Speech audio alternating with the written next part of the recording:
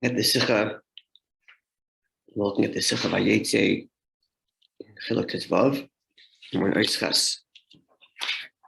Morning. We're on the subject. We're on the Sicha because we want to. This will help us get clarity on the subject of Ikar Aliyah is not in any virtue that's attained as a result of the Avodah, but the Avodah itself, in the language of the Sicha, becoming the Shliach. That from Zayin Cheshvan, the Yid begins to serve Hashem because he's serving Hashem. That's the focus, serving the Eibishter, becoming the Shliach to serve the Eibishter. And that's the Aliyah.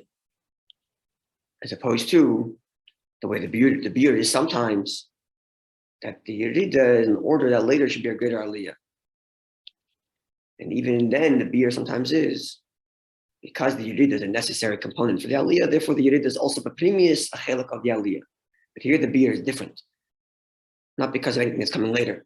That's in fact that a Yid dedicates his life to serve the Eibishter, and that becomes the focus of his energies.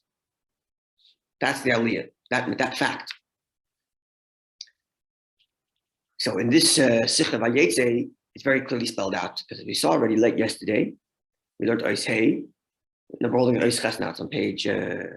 Pages. Yeah. 264. So we saw in Oishchas yesterday. The Rabbi lists three dargis or three inyanim that are part of the Aliyah that's from the Yerida of the Neshama. The first is that he becomes a Baal Tshuva.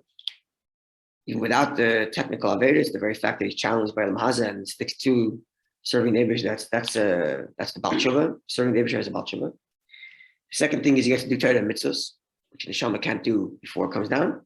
And the third thing is he does a Dirib Tachtonim. And the footnote we saw that there was foreshadowing to what he's about to tell us today, which is there's two inyonim in this fact that he gets to do a Dirib Tachtonim. One is the fact that he changes the world. That's not an aliyah in him. That's the mitzias in the belt. And the other element is that he gets to do it. The fact that he's been chosen to serve the Eibishter and fulfill the kavanah. So that was the stress in what was the footnotes? Footnote 23. That's one element of Dirib Tachtonim, which he's going to say is which we'll learn today. And there is Hashlamas HaKavanah B'Nesav HaKadosh Baruch Hu. The fact that we're fulfilling the Eibishter's will, nothing to do with the Welt.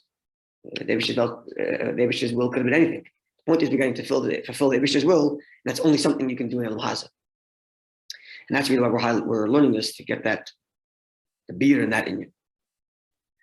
So we skipped his Vav and Zion, and over there, they went through a beer about why the Avodah of Kol Masachal Li L'Shem Shemayim and B'chol Derech HaChadeyu, that is to say, the avodah that a person does in his mundane matters for the sake of Holocaust or seeing Holocaust is higher than the avodah of Torah mitzvahs. That's the beer a little bit in Vav and Zion, Vav and Zion, related to the other two milas, the other two beardim of Yidul Tzarech Aliyah, which is becoming Baal Tshuva during Torah mitzvahs. That's what he explains there. Now comes Oishchas and says like this, and now Oishchas, Tes, and Yud. That was going to address this third level of aliyah, that the person, that the neshama gets an aliyah simply because now he's fulfilling the Eibishter's kavanah, not because anything's going to happen later to him, but because of the fact that he's fulfilling the Eibishter's kavanah.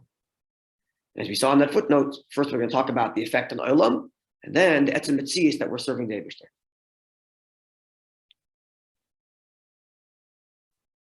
So lamrei zois, notwithstanding all the greatness described in the last two oisias, Vav and Zion, which we didn't learn. Even this great virtue of the neshama, the level of teshuvah, the level of teshuvah that comes through the fact that he's involved with mundane matters for the sake of having the morning, which is explained in the previous oisias, Vav and Zion.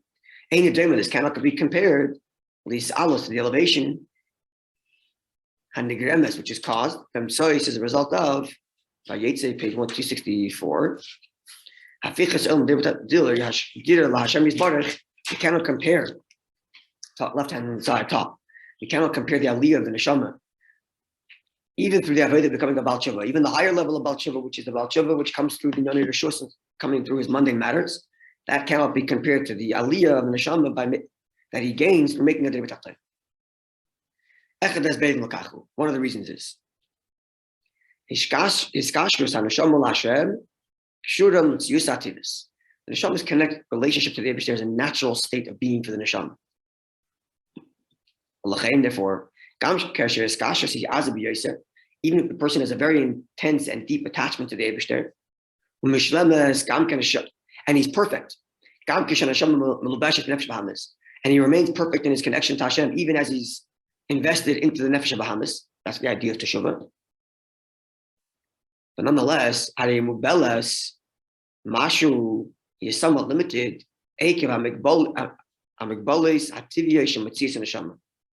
Considering the fact that the neshama is created with certain limitations. In the footnote 34, he says, he quotes to a mimer which says that even with the Alter Rebbe says in Tanya, that the neshama by nature is willing to die for Hashem because the neshama really wants to leave the body and be consumed within Hashem. And there it says that the Alter Rebbe writes that even though when he's consumed within the Eibishter, he's going to lose his identity, nonetheless, this is what he wants by nature. Now, the Maimon that Rebbe quotes in 34 explains that if this is what the Neshama wants by nature, and it's not really going out of it, it's Hagbolus. Even as it loses itself in the Eibishter. It's even the greatest desire the Neshama can possibly have, to completely lose its whole identity, to be lost and consumed within the divine. That too is the Metzias of the Neshama. It didn't go out of his Metzias yet. But top of page 265, by contrast,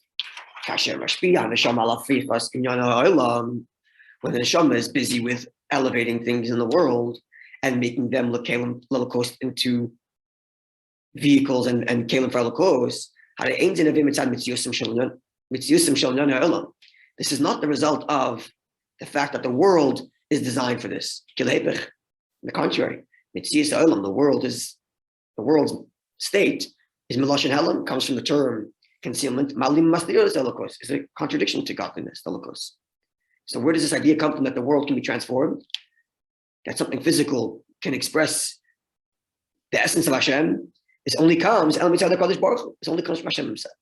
That his oneness, Hashem's Metzias, Hashem's oneness is not defined at all, not constrained at all by any limitation. And therefore, the world, which itself is a concealment, is not an essential concealment for Hashem himself. It's only a concealment on its terms. The world's terms are such that it's a concealment. But on God's terms, the Olam is not a concealment. And therefore, from God's terms, from God's perspective, the world could become a home for him, because why not? From him, there's no limitations. Now, therefore, when a neshama is involved in this mission to turn this world into a home for Hashem, and in so doing, he expresses the infinite nature of Hashem, that Hashem can be a home, can have a home even in a physical matter. So the connection and the relationship that the neshama has with Hashem also becomes the built-in Mugbelas unlimited. As it is from the perspective of Hashem's oneness, built-in Mugbal, which itself is unlimited. So what's the beer here?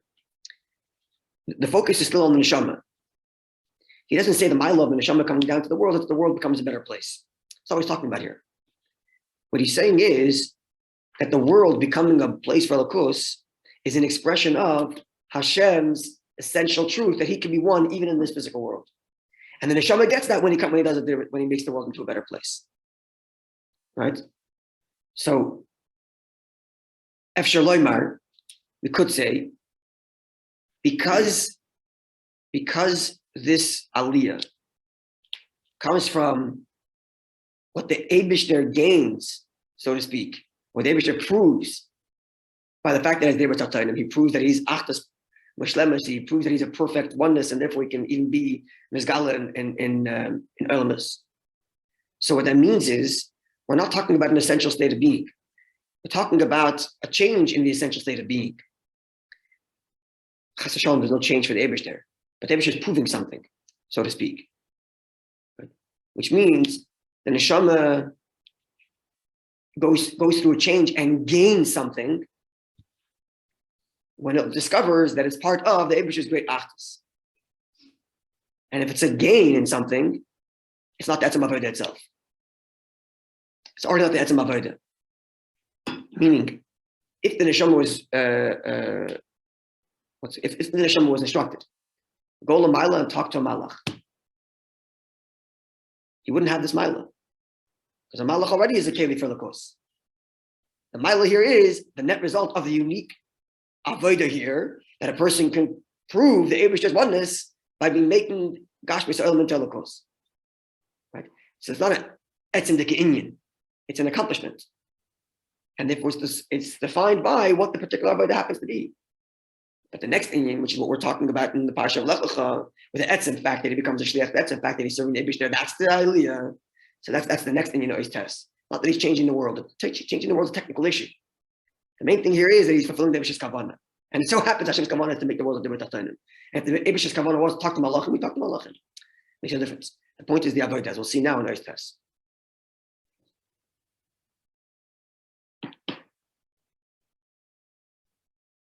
Aliyas Elu.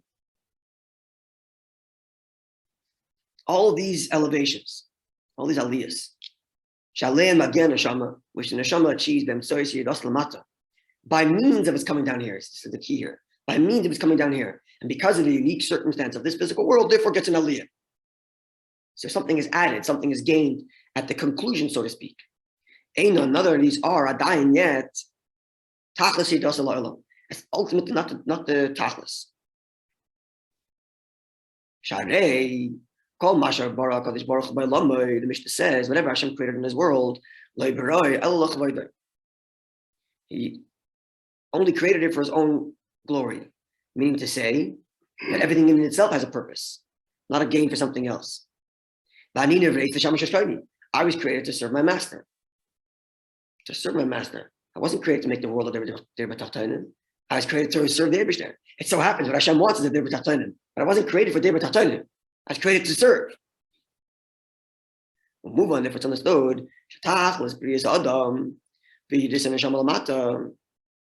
And therefore, the ultimate reason why the neshama comes down here is not a nen l'shem te'elas neshama. Is not for any gain the neshama is going to get. He's on a mission to fulfill the Eibishter's intention. Period. Gain, no gain, not a relevant subject. What the particulars of that kavanah is, also not a relevant subject.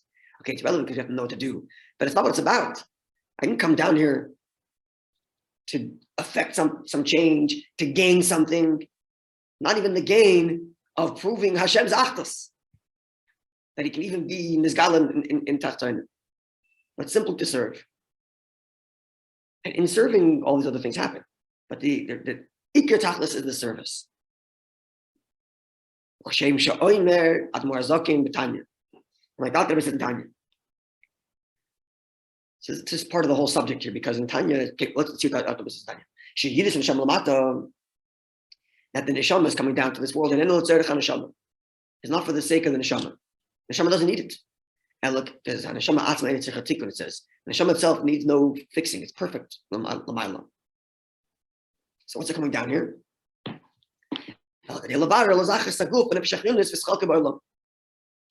But he's coming down here to refine his body, to refine his animal soul, his vital soul. Another name for the Bahamas. The chelka ba'olam, and his portion of the world. To connect his body and his world to the Eibishter. Through this, and through his avodah, the ultimate fulfillment of Hashem's desire is fulfilled. Which is an interesting taich in Tanya. He's talking about Perek Lamed Hey, and then Perek Lamed before he puts Perek Lamed Zayin. Obviously, Baba Hemshech to Perek Lamed Vav. Neshama Atzmein Tzikun is actually in Perek Lamed Hey, not in Perek Lamed Zayin. Why is he quoting Lamed Zayin? It's out of beer.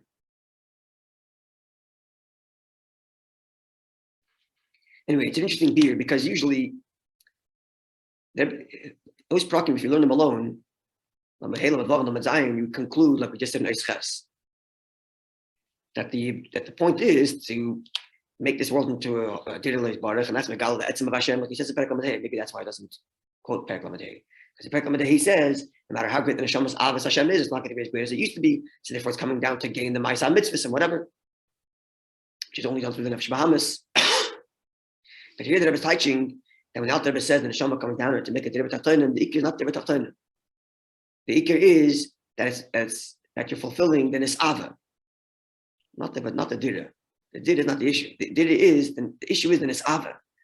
The issue is Hashem's desire, not the Dirle. The Dirle is a technicality.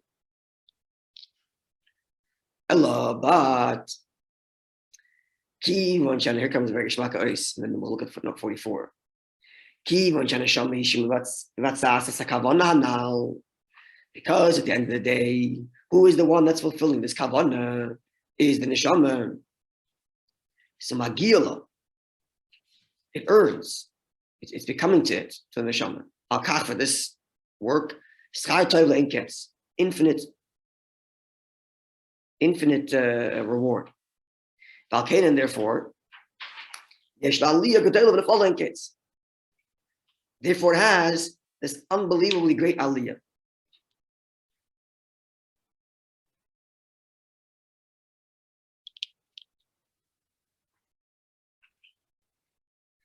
So let's look at 44. It doesn't explain anything about what that is. What exactly is this aliyah that it's getting? This is a Gavaldic footnote here that requires limud.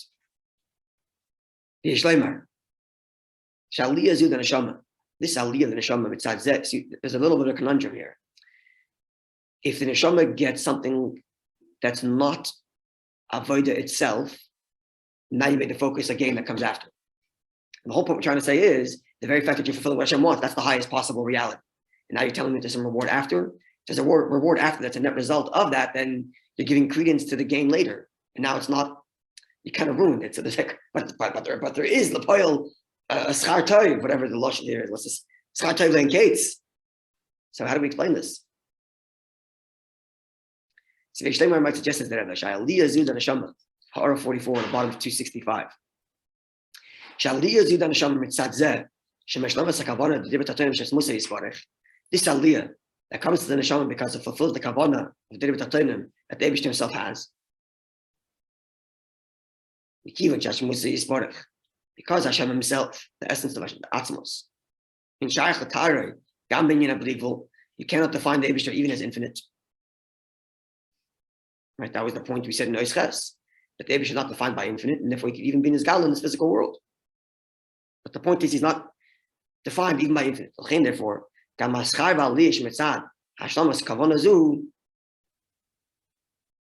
therefore, the reward that the Eibishter gives, the aliyah of the neshama that comes as a result of fulfilling the Eibishter's kavanah, is even more than the aliyah of the neshama as it's megala Hashem's truth in this physical world, that Hashem is so infinite it can even be in this world. Because that's only one level of infinite that's defined by proving something, that it can be even in this world. But the Eibishter's essence is not even defined by that, and therefore it can even be higher. Okay, so this is like a geographic explanation for how there could be an aliyah higher, even though there's two sort of beer. What that means, aliyah is in Atzmos. In Ma'im Rabim, in the Hemshech of Lamed Ches, my Marim there discusses this a little bit. It's part of the subject there. In Ma'im Rabim and Lech Lechon, and specifically in Shaft B'Shalom. Ma'im Rabim and Shaft B'Shalom and Lamed Ches. Okay, so here's the aliyah. Here's the line. The Efshalim we might suggest.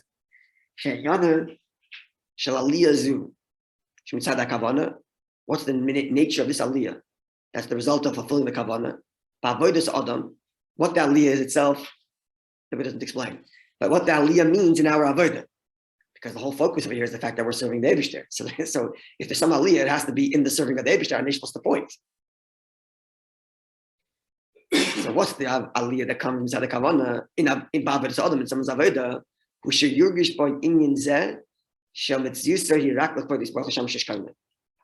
aliyah that you feel and sense this fact that I serve Hashem? There's the reward. Sounds like what he said in the Kocha. Sounds like a very similar word. The knowledge that here I could serve the Eibishter is itself worth more than all of the Mahabba. Because I am serving the Eibishter here. So what's the aliyah? The fact that I feel that all I am is serving the Eibishter, that is the aliyah. Done. Close up shop and verbringen and daven with this line the whole life. Basically. Okay. Top page 266. We have to understand.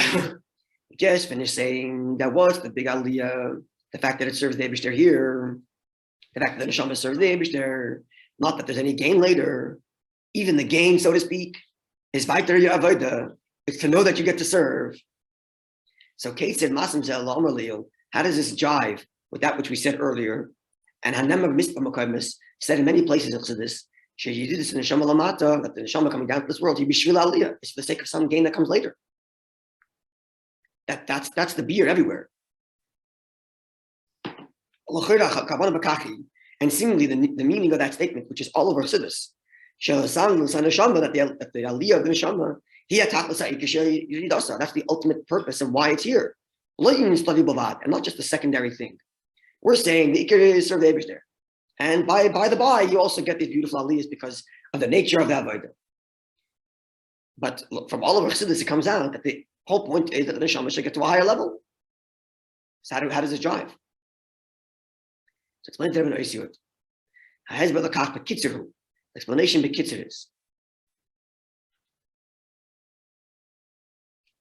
There's a big footnote here. I mean, this is the whole sugya in the Rebbe, and it's like somewhat runs counter to everything we learned in earlier generations of Sichos, at least on the surface level.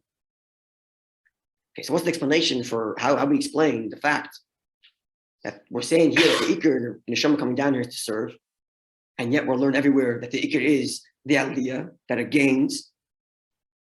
It's well known with regard to the idea of tachtonim.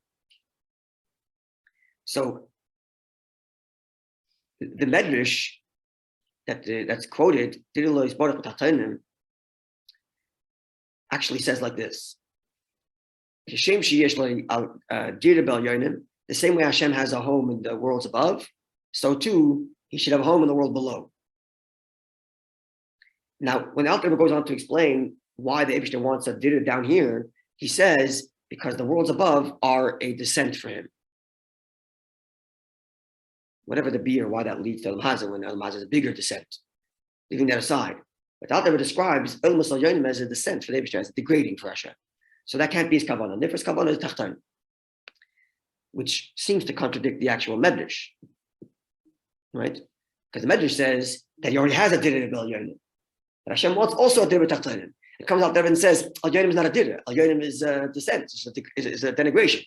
And after tachtonim, you'll be megal the Eibishter is true, which could explain why in the Rebbe's notes on Tanya, the Rebbe writes a tzarech iyun there. We'll put the tzarech iyun on the Alter quoting the medrash. Remember, when they published the Rishimus, there was notes on Tanya, they put a different explanation for the tzarech iyun, and wasn't sure about it. So did a little searching in Ha'aris B'Urim. It turns out that Rabbi Altheim wrote in Taras B'Urim saying that the guys who wrote their notes as to why they read tzarech iyun got it wrong, and the reason for the tzarech iyun is this: that the Medrash says that Hashem does have an El Yonim, and he also wants an Tachtonim. Yeah, but the Alter says no. El Yonim, that's what's the word? Degrading for him, because Dafka Tachtonim can make a dira, meaning that Tachtonim have the right conditions for a dira. That's what Sichos explains based on that line in time. We learned this in the Basel Garam Amarim in previous years. Oh, they will go out of business. That's not right. Yeah, exactly. It's all of them is Torah. That I see. Yeah, the Yesha Nivra is the Yesha Miti. We know all this. Let me explain it here for kids here. Okay. Shadavka Tachtonim. Shadavka Tachtonim Nasim Gilo is Baruch. Dafka, this world becomes a home for Hashem. That's Musik, the essence of Hashem. As we know, Be'el Yonim, in the spiritual realms, Me'idim Raka Giluyim, the revelations of Hashem are there. But this physical world, precisely because there is no Giluyim, precisely because God has not revealed Nasim Dir Latz Museis. Therefore, the only thing left is to express the essence of Hashem. And the presence, quote in quotations, because the Eibishter's essence is not limited to any one plane or expression, but quote unquote, the fact that this world is primed to express the essence of Hashem is because specifically this world expresses the truth that there is nothing but Hashem.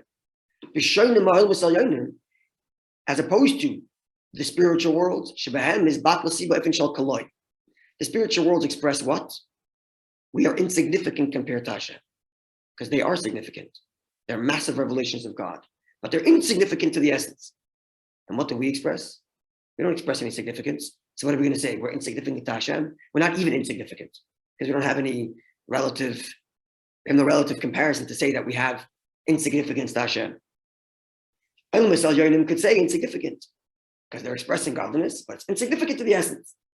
So not Megala the essence, and the Megala the insignificance to the essence. Whereas this world, precisely because we have nothing to offer, all we have left is the Eibishter's only reality, finished. So it's Einoi versus Kaloi.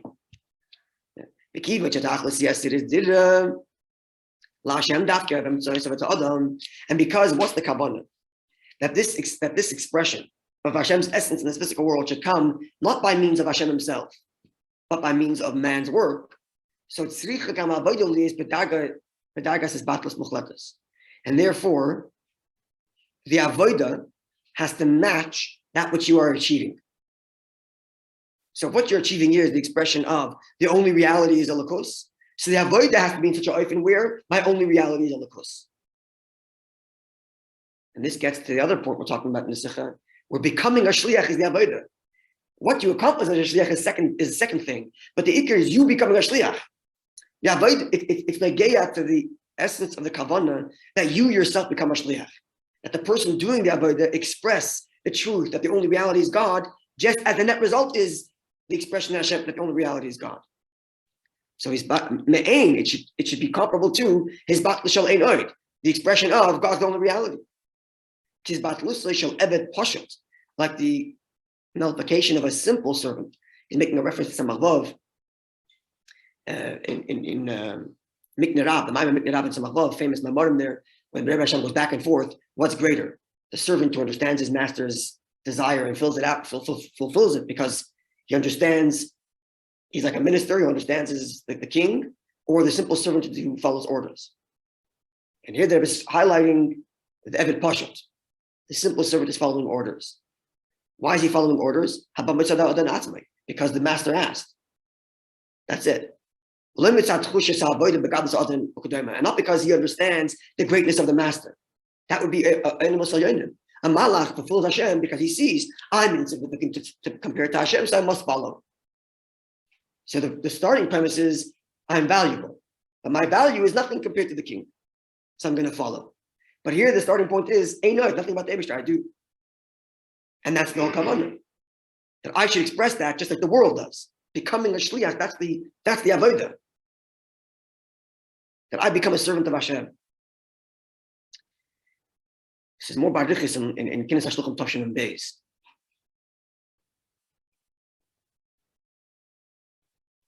So if he's a Yishleimar baseness, we can explain when Chassidus says that the neshama, the sent to this world, is in order for an elevation, which seems to imply some net result and gain at the end, top 267. Sorry, Koruch is connected, but it's wrapped up. Benema B'Tanya, not which Tanya says. Sheyidis and neshama lamata, that the neshama coming down to this world, he in order to manifest, to Hakshim is like to achieve, to materialize the objective of making a home for Hashem. How so? So the aliyah is connected to the avodah. Why? Ki aliyah and neshama. What's the aliyah of the neshama? It's the very fact that it comes to the level of nullification. That his avodah does not come because he is something. and mitzad achta shel HaKadosh Baruch Hu, but because of the Eibishter's truth.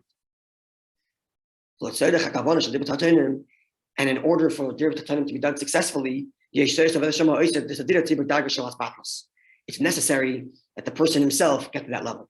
Meaning to say like this: all the aliyahs that happen in Dirib Tatanim is itself wrapped up in me not worrying about the result and saying all I do is serve the Eibishter. Because the net result of Dirib Tatanim is the only reality is Eibishter. So my avodah, in order for that, in other words, in order for the goal to be achieved, I have to let go of the goal. Because the goal is the only reality is Eibishter. So how do I achieve that? The only reality is Eibishter. Forget goal. Only reality is Eibishter. I serve. And therefore, these two things are connected.